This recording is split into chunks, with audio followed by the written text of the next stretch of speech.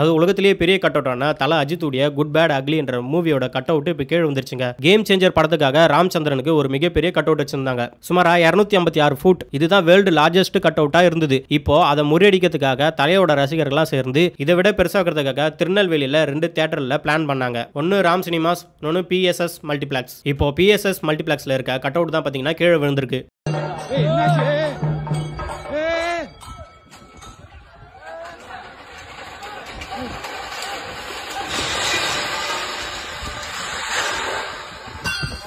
Game சேஞ்சரோட cut out பார்த்தீங்கன்னா நல்லா ஸ்ட்ராங்காகவும் பின்னாடி பெரிய பேக் சப்போர்ட்டும் இருந்துச்சு. ஆனால் இவங்களுடைய கட் அவுட் பார்த்தீங்கன்னா ஸ்ட்ராங்காக இல்லாமல் பின்னாடி பேக் சப்போர்ட் இல்லாமல் அப்படியே கீழே வந்துருச்சு. நல்லவேளை அங்கே இருக்கிறவங்களுக்கு யாருக்கும் எந்த பாதிப்பும் ஆகல.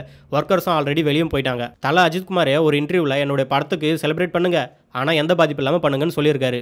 இவங்க பெரிய கட் அவுட் வைக்கிறதெல்லாம் ஓகே தான், ஆனால் எது பண்ணாலும் பிளான் பண்ணி பண்ணணும். பிளான் பண்ணாமல் பண்ணால் இப்படி தான் ஆகும்.